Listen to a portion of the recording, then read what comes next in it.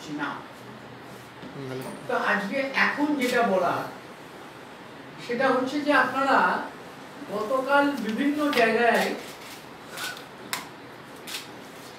বিদেশি যারা বলছে যে কই বিদেশে এই যে ভারতীয় বায়ুসেনা বা ভারতবর্ষের সৈন্যদের অপমান করা হচ্ছে, কারণ যারা জীবনের ঝুঁকি নিয়ে এত বড় একটা সার্জিক্যাল স্ট্রাইক করলো, সেই জায়গায় দাঁড়িয়ে আজকে ভারতবর্ষ তথা বাংলার কিছু মানুষ প্রশ্ন তুলছে ভারতীয় সেনাবাহিনীর সততা নিয়ে। গতকাল বিদেশি যে পত্রিকা তাতে ডোনাল্ড ট্রাম্প HTTPS এবেলা ইন টপিক ডোনাল্ড ট্রাম্প বিভিন্ন বিদেশি সংবাদ মাধ্যমে আপনারা দেখেছেন যে মাসুদের ভাই কি কথা বলেছে।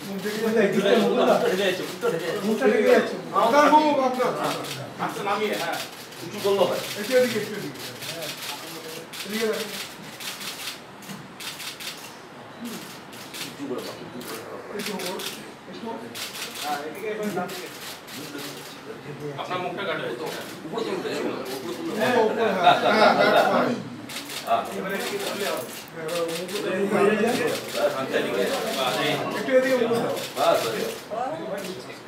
সেখানে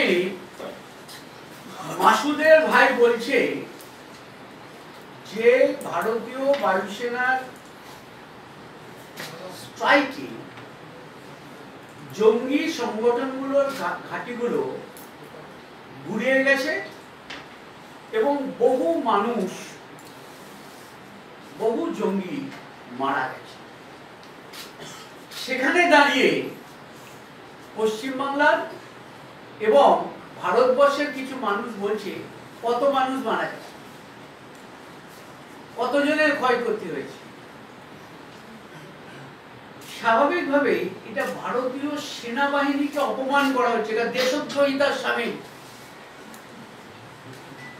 ভারতীয় সেনাবাহিনী নিজেদের বিপদের ঝুঁকি নিয়ে আজকে সার্জিক্যাল স্ট্রাইক করবে, পরবর্তী ক্ষেত্রে পাক প্রত্যাঘাত করল এবং সেক্ষেত্রেও পাক বিমানকে গুড়িয়ে দিল ভারতীয় বায়ুসেনা। আর সেইখানে দাঁড়িয়ে যারা আজকে এই প্রশ্ন তুলছে তারা দেশদ্রোহিতার সমান কাজ করছে। আমরা অত্যন্ত দায়িত্বের সাথে বলতে পারি যে ভারতীয় সেনাবাহিনীকে যারা অপমান করছে তারা দেশদ্রোহিতার কাজ করছে, তাদের বিরুদ্ধে ভারতবর্ষের মানুষ এবং বাংলার মানুষ সরব। আজকে এই প্রশ্নটাই সবার কাছে এখন সবচেয়ে বড় হয়ে দেখা দিয়েছে। সার্জিক্যাল স্ট্রাইক হয়েছে, যারা পারেনি নিজেদের অক্ষমতা ঢাকার জন্য তারা আজকে ভারতীয় বায়ুসেনা, ভারতীয় বাহিনী, ভারতীয় যে সৈন্যবাহিনী তাদের দক্ষতার জন্য প্রশ্ন তুলেছে এবং তাদের সততা নিয়ে প্রশ্ন তুলেছে। আমরা সেই কারণে আমরা দাবি করি যারা এই প্রশ্ন তুলছে তাদের ভারতবর্ষের সেনাবাহিনীর কাছে একটুখানি ক্ষমা চাওয়া উচিত যে আমরা এই প্রশ্ন তুলে অন্যায় করছি। গতকালই আপনারা দেখেছেন যে আমি একটা কাগজ খুলে দেখালাম, মাসুদের ভাই বিবৃতি দিয়েছে, আজাহার মাসুদ, এবং সেটা বিদেশি সব পত্র পত্রিকায় বিবৃতি দিয়েছে, বলেছে যে আমাদের বড়সড় ক্ষতি হয়েছে, বহু জঙ্গি মারা গেছে। এই কথা বলার পরও আজকে যারা এই প্রশ্ন তুলছে তারা নিজেদের অক্ষমতা ঢাকতে চাইছে। কারণ আপনারা দেখেছেন যে 26/11 যখন অত বড় ঘটনা ঘটেছিল তখন ভারতীয় সেনাবাহিনী প্রত্যাঘাত করতে চেয়েছিল। আজকে যারা এই প্রশ্ন তুলছেন তারা জানেন তৎকালীন সরকার তাদের প্রত্যাঘাত করতে চায় না। আর যেদিনকে পুলওয়ামায় ঘটনা ঘটল সেদিন থেকেই ভারতবর্ষের প্রধানমন্ত্রী বলছেন আমার বুকে আগুন জ্বলছে, আমি এই আগুনে নেভাবই এবং আমি এর প্রত্যাঘাত করব।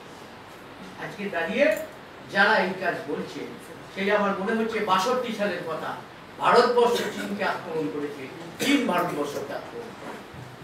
আজকে এই প্রশ্নটা আবার নতুন করে বাংলার তথা ভারতবর্ষের কিছু রাজনৈতিক দল ও নেতা যখন সব হারিয়ে ফেলছে তখন এই প্রশ্ন।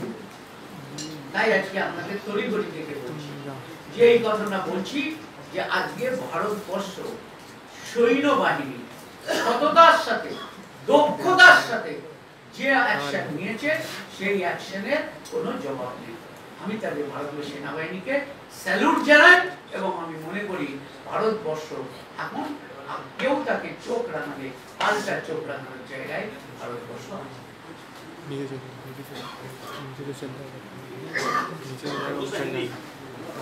इंग्लिश और हिंदी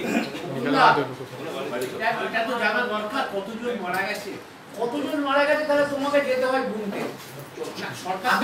আমি একটা বলতে পারি সরকার থেকে আমরা গুনতে হয় তাহলে তো লোককে মারা যাবে, গুনে বলতে হবে কত লোক মারা গেছে।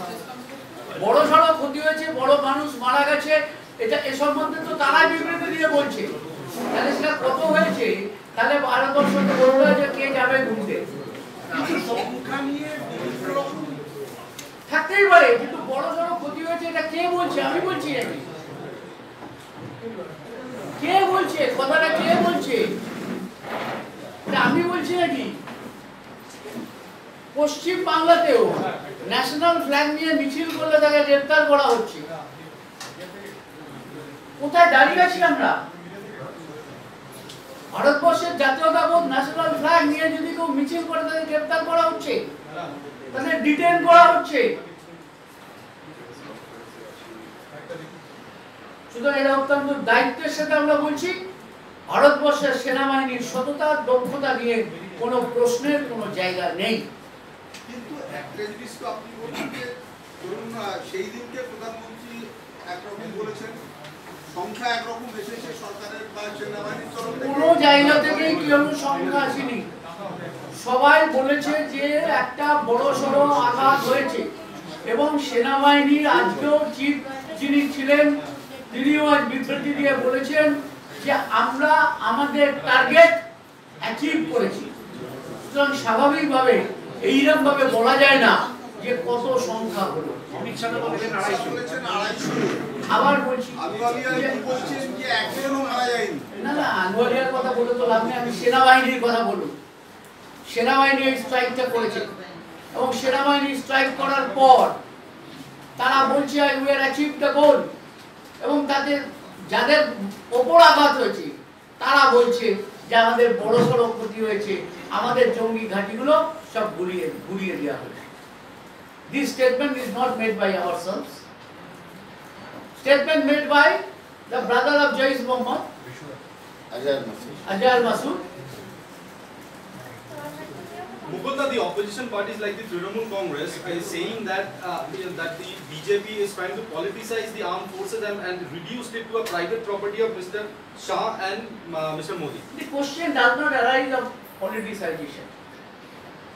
It is clear that our Air Force, our forces, our defense has made it clear that they have achieved the goal.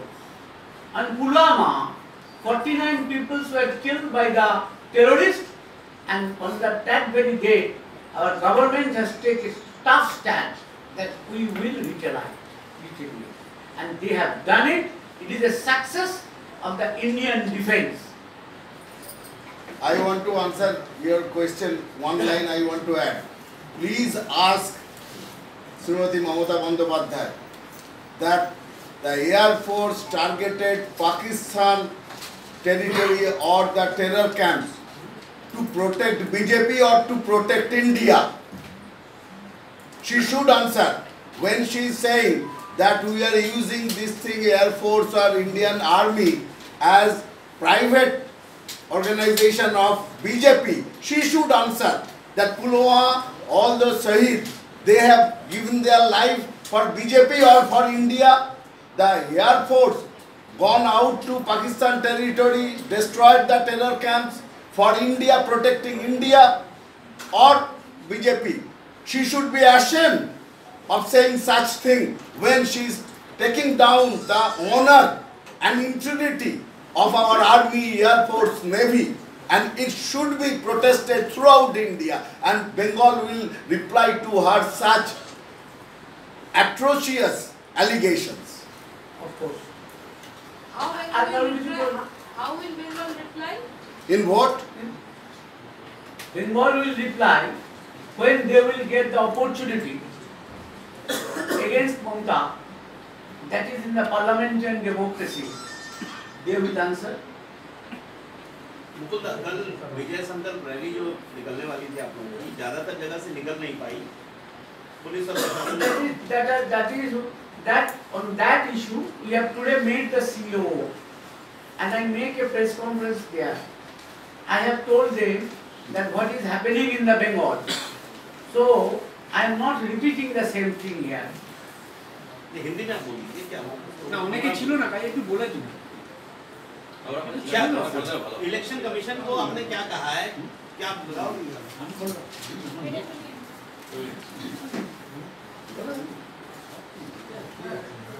पश्चिम बंगाल कोनो हिंदी हिंदी हिंदी बंगाल में कोई डेमोक्रेसी नहीं है।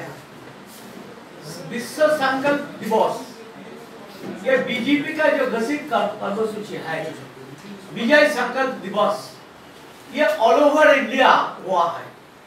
बंगाल में बैन ऑन माइक्रोफोन है, लेकिन नेशनल फ्लैग लेके मिছিল करने के तो कोई बारण नहीं है। क्या हुआ, ये बंगाल का पुलिस वो लोग ये मिছিল निकालने नहीं दिए। तो देखिए ये फोर्स एक्टेड कर रहा है तृणमूल का लाइक, उसका ऑफिसर है तृणमूल का लीडर है, तो इसका हाथ में बंगाल का चुनाव निरपेक्ष होने सकता, ये होने नहीं सकता। तो हम लोग आज सीओ के पास गया था, तो हम लोग चाहता है बंगाल निरपेक्ष चुनाव निरपेक्ष होने के लिए जो कदम उठाना है ये जरूरी उठाना है। हम लोग इस बार ये देखा है कि बंगाल में जो हो रहा है ये ठीक नहीं हो रहा। बंगाल में कैमोफ्लेज करके पुलिस ट्रांसफर पोस्टिंग हो रहा है। कोई आदमी बंगाल में एसपी थे, उसको ट्रांसफर करके सीआईडी में देता है, लेकिन रहता है वो डिस्ट्रिक्ट में। कोई आदमी ट्रांसफर होता है ओसी, उसको देता है डीआईबी में, वही डिस्ट्रिक्ट में दे। और एक बात देखिए, चुनाव जब डिस्ट्रिक्ट होगा तब रेवेन्यू डिस्ट्रिक्ट करने, आप कमिश्नरेट बनाएंगे लेकिन रेवेन्यू डिस्ट्रिक्ट तो बनाएंगे, तो चुनाव का जो रूल है उस पर डिस्ट्रिक्ट चेंज होना चाहिए, रेवेन्यू डिस्ट्रिक्ट चेंज होना चाहिए। तो बंगाल में निरपेक्ष चुनाव के लिए सीओ का पास हम लोग गया है, हम लोग उसके पास जो बोला है वो आश्वासन दिया है, जो देख रहा है क्या करना है क्या नहीं करना। আগে পার্থ চট্টোপাধ্যায় বলেছেন এই বাইক মিছিলের মাধ্যমে আপনারা কলকাতার বুকেও বিভিন্ন জায়গায় যেমন জেলাতেও করছেন, এখানে কলকাতার বুকেও দাঙ্গা ছড়ানোর চেষ্টা করছেন। দেখুন এটা তো ওদের মন গড়া কথা, সব সময় দাঙ্গার গল্প করছে। যেমন সিপিএম বলতো 2009 সালে তৃণমূলকে মিছিল করলেই বললো দাঙ্গা ছড়ানোর চেষ্টা হচ্ছে। আজকে ওরা সেই জায়গায় আছে বলে ওরা সব সময় বলছে বিজেপি দাঙ্গা ছড়ানোর চেষ্টা করছে। কোথায় দাঙ্গা হয়েছে? একটা দাঙ্গা বলুন তো, কোন জায়গায় একটা দাঙ্গা হয়েছে? কোন জায়গায় একটা দাঙ্গা হয়েছে? কোন জায়গায় মিথ্যে মামলা দেওয়া হয়েছে? আজকে দিলীপ ঘোষের নামে দমদমে মামলা, দুর্গাপুরে মামলা দেওয়া হয়েছে।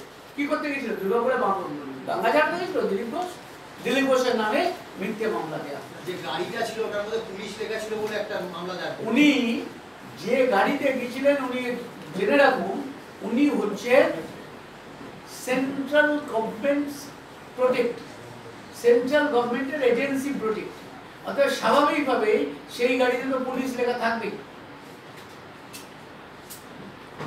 ইলেকশন কমিটি তৈরি করেছে 12 জনের, কি বলবেন? 12 জন কেন, 24 জন করুন, 56 জন করুন।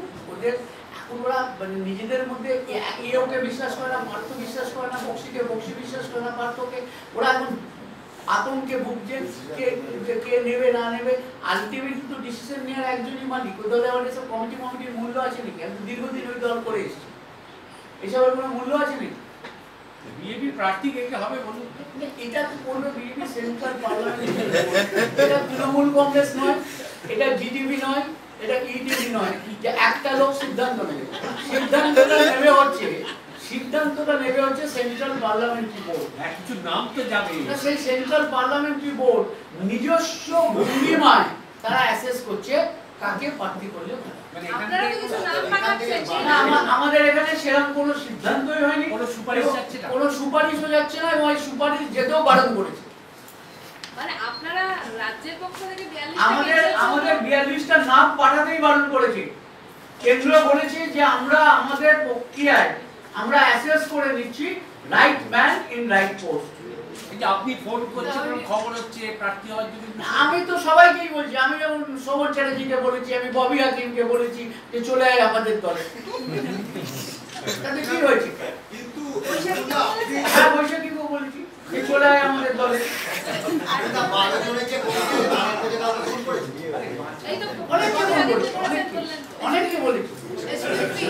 হ্যাঁ, আপনি আপনার হাত দিয়ে যারা দলে এলো, বিশেষ করে সুকুর সম্প্রতি সৌমিত্র খাঁ বিষ্ণুপুরে, স্ট্যান্ডিং এমপি। এই সৌমিত্র খাঁ বলে বলি, এটা লিখতে পারলে লিখো। 9 তারিখ অব্দি সে তৃণমূলের এমপি, তার বিরুদ্ধে কোনো মামলা নেই। আরো 10 তারিখে জয়েন করেছে, 10 তারিখ থেকে আজ অব্দি ওর বিরুদ্ধে 4টে মামলা দায়ের হয়ে গেছে। লেখার ক্ষমতা কারণ নেই, তখন কারণ লেখার ক্ষমতা নেই, লিখতেই পারবে না যে 9 তারিখ অব্দি লোকটা তৃণমূলের এমপি, তার বিরুদ্ধে একটাও মামলা নেই। আর 9 তারিখের পর 10 তারিখ বিজেপিতে জয়েন করেছে, তার বিরুদ্ধে 4টে মামলা জয়েন হয়ে গেছে। কারোর ক্ষমতা নেই লেখার। আমি বলছি কারোর ক্ষমতা নেই লেখার। সেই কারণেই বলছি তোমরা আসো যাও গল্প করি সব ঠিক আছে, তো তোমাদের ক্ষমতাটাও সীমাবদ্ধ। আবার বললাম আজকে যে সৌমিত্র খাঁ 9 তারিখে জয়েন করেছে, করার পর সে 10 তারিখে তার বিরুদ্ধে 4টে মামলা দায়ের হয়েছে। এই যে অনুপম আমার বাড়িতে বসে আছে, শুধু জয়েন করছে না এই কারণে অফিসিয়ালি যে মামলা দিয়ে দেবে। আজকেও যারা আসছে তারা শুধু একটাই ভয় পাচ্ছে, 2000 লোক আসবে জয়েন করতে, তারা ভয় পাচ্ছে যে তাদের বিরুদ্ধে কি কি মামলা তৈরি হয়ে আছে। ওগুলো নেপাল মাহাতো জয়েন করতে সত্যিই পারে।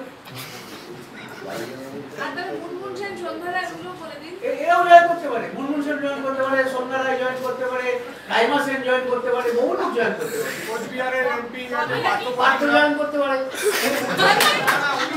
ওই নামটা বাকি আছে কেন? ওইটা বলে দিন।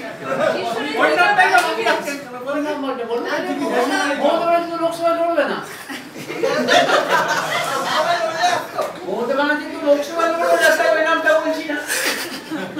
এটা কিরাম জানেন তো, পশ্চিমবাংলায় একটা ছেলে তার মার কাছে গেছে, এই সেনাবাহিনী নিয়ে প্রশ্নটা হচ্ছে, মার কাছে গিয়ে গিয়ে মাকে বলছে, মা তুমি যে আমার বাবা কে, আর তুমি আমার মা, চলো ডিএনএ টেস্ট। একটা কথা আছে, সেনাবাহিনী নিয়ে যারা প্রশ্ন করছে তাদের উদ্দেশ্যে এটা জবাব।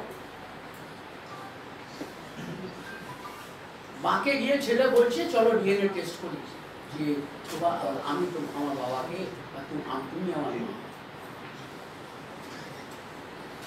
এক্সকিউজ মি, আপনারা যে বলেছিলেন একটা নির্বাচন কমিটি হচ্ছে, আপনি তার কনভেনার। না নির্বাচন, আবার বলি, that is the election management committee and I am the convener of that committee, and election in charge of the state of West Bengal is Kailash Vijay Burgi and co-convener is Arvind Mena. কিন্তু এই committee কোনো নাম বলতে পারবে না, এটা election management committee. Management committee আর selection committee two are different. না, সিলেকশন আমাদের ওখানে সেন্ট্রাল পার্লামেন্টারি বোর্ড আছে, যারা এটা খুবই শক্তিশালী, তারা সারা ভারতের। বলো আর কি আছে, বলো আর কি আছে, বলো। বলছি 42টা লোকসভা আসন, আপনারা তৃণমূলের প্রধান প্রতিপক্ষ, এরকম একটা সংগঠিত দলের বিরুদ্ধে আপনারা বলছেন 22-23টা আসন বা তারও বেশি আসন পাবেন, 30টা হতে পারে। মানে কোন সংগঠন নয়। 1977 সালে সিপিএম পশ্চিমবাংলায় ক্ষমতায় ছিল, বুথে এজেন্ট দিতে পারে।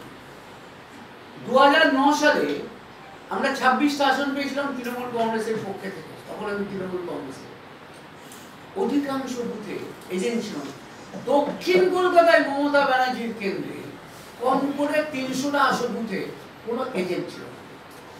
Mukunda, when Gaurav Dutt's wife is meeting the Home Minister, and are you going to file any case in Supreme Court? Against? Are you going to file any case in Supreme Court? And when Gaurav Dutt's wife is going to meet? And Gaurav Dutt's wife of Gaurav Dutt, it is absolutely her affairs. It is her affairs. He will decide what to do, what not to do. But the suicide note which we have received, it is a public document. And on that public document, Gaurav Dutt accused Mamata Banerjee for his suicide. It is a suicide note. So what her husband will do, that is absolutely his wife will do, that is absolutely her affairs. But she approached you for the help. She talked to me, she several times talked to me. She is quite determined. She wants justice for husband's suicide. Where she has clearly, Mr. Dutta says that his suicide as because of Mamata Banerjee, affected as because of Mamata Banerjee. He has clearly stated.